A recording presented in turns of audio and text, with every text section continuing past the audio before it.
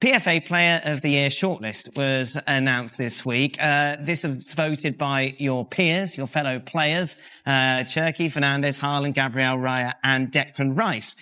Let's start off with the obvious question, shall we, Mark? Why is the winner of this being announced on August the 25th? Well, over the years, the PFA were often criticised that the vote for their award was around about March, April. I mean, Naden will know better than me because it used to go very early. It used to come, 3/4 of the way into the season.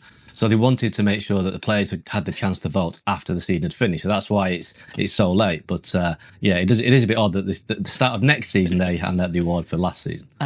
How seriously did you and your teammates take this, Naden? Well, this is Mark makes a good point that it would be done 3/4 of the way through the season, and being the PFA delegate that I was for my club, I was supposed to encourage people to. Of course, I was. I was supposed to encourage people to fill these forms out. I think I probably got maybe a 50% success rate, and even within that 50%, half of those people were just writing names down in spite. I don't like this guy. Don't like this guy. Don't like this guy. So yeah, it's a very salty business. But I think in the end, that. The fact that they're doing it towards the end of the season probably matters a bit more because there were times where there've probably been one or two semi-contentious sort of winners. But yeah, to be given the award out when the next season starts seems ridiculous, to be honest. And who will win it this time, Naden? I like getting Naden to say this. I think it will be Bruno Fernandes for breaking the assist record. So he goes down in Premier League history as being the best ever in terms of assists. While in the recorded era, yeah. So Bruno Fernandes. But even if he didn't break the record, he would still be the pick, wouldn't he? Well, there's obviously a lot of talk. People have been making that case that he should give it to someone at Arsenal because they've won the league and so on. But I think for somebody making history in that manner, I think it has to be Bruno Fernandes. Yeah. Now, Mark Ogden has said something quite interesting as we take a look at the title odds. You could have just finished there. Mark Ogden said something interesting. This is Mark Ogden, who's had nothing nice to say about Manchester United for the last goodness knows how long. Arsenal favourites, City, and then Manchester United, Liverpool, Chelsea, Villa. On a podcast, did I hear you say correctly that you think it's going to be between Chelsea, Arsenal, and Manchester United? Let's hear it. No. I'll give my top three, right? Chelsea, Man City, Man United. And I'm going to get my tin hat on now and go. So, what are Arsenal doing, Mark? Listen, you're going to get me in trouble with the Arsenal fans now, and this isn't a good place to be. Well, I think that Arsenal, as we saw in the Champions... Yeah, exactly. As we saw in the Champions League final, Arsenal play one way, and unless Mikel Arteta changes the way he plays and brings in a proper world-class striker, I think Arsenal are very one-dimensional, and teams will find a way to counteract them next season. We saw they didn't beat Liverpool last season, they didn't beat City, they lost at home to United. I think there's this suggestion that Arsenal are going to kick on and dominate. I just don't see it. Maybe I'm wrong, I don't see it. And I think Chelsea have got a proper manager now. They've got a very talented group of maybe... The first 11 is a very good team. I think beyond that, they have to strengthen, but I think Xabi Alonso will make a difference, certainly with the fact that they've got no Champions League to worry about. I didn't predict them to win the league. I think this is, a top three. Oh, from United's perspective, number one Chelsea. That's going to get... Look at that. Yeah, top three, and you mentioned one first. It's usually the first. Yeah. So I think from United's perspective, I think for the first time since Alex Ferguson left, it feels like United are finally on an upward curve. Now, I'm not suggesting going to win the league, but they've got some stability. They've got a coach who, it's Steve Holland I'm talking about, not Michael. They've got a coach who can actually organise a defence and make players feel like a team.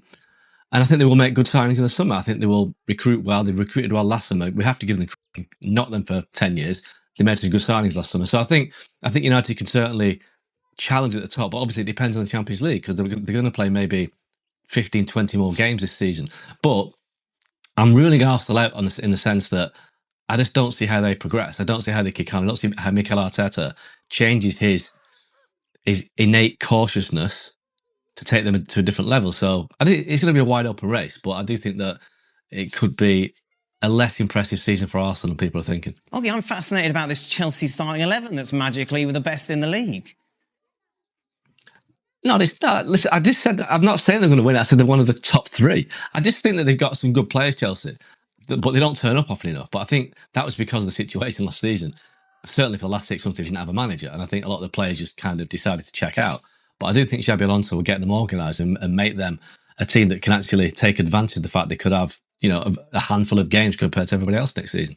As you know, Dan, English is not my native language. No, I know, but you do very well. Well, I tried. So did he or did he not say that Chelsea was going to win the league? No, he said it's going to be between three teams. So Chelsea, United, Chelsea being ranked number one is... That is a stitch up. Oh, okay. That is a stitch up. Alphabetical order. To be fair, which I didn't have anything to do with. Okay. So that's that. Right. Nadim, are you buying with anything that Oggie's saying? Well, in particular the Arsenal bit, that they're just going to fall out of contention after this season? Yeah, I don't think Arsenal finish fourth or below, in my opinion. I think, obviously, we've seen some of the ups and downs of them in this particular season, with the defensive record being great. But to a certain extent, some of the attacking side of things really falling off heavily as the season progressed. But I just don't think they'll be fourth or below. And I think the Chelsea thing's interesting because maybe Oggie's got an eye on the way that United just performed this last season, with Chelsea not being in Europe. The same way United weren't in Europe this season, and the fact that they could play at times. It's a game a week. We saw throughout this year that that's a big upside for a football club with the players that, say, United have and the players that Chelsea will have. And I think the trickier thing, realistically, which we're not sure about, is how United fare with the Champions League being involved. As Oggie said, maybe another 10, 15 games. And they could recruit, absolutely could recruit. But then you start seeing that this year, the conditions were optimal. There weren't that many key injuries for long spells. But some of that stuff comes when you start playing games week in, week out, 2 games a week, 3 games a week. So yeah, I think it feels naive right now to take Arsenal out that top 4, or top 3 rather. And I'm sure all the Arsenal fans who are watching, listening, paying attention will clip this up and go and attack Mark Ogden. And to be honest, feel free to go and do that. Have a day of it. Have a day of it. That's Mark Ogden. He says you guys are finished, you're washed, and you'll never have a better season again. That's Mark Ogden, yeah. The good thing is they finally fixed the graphic. However, we can't refix it, so it's just been there. Chelsea won for a good 5 minutes.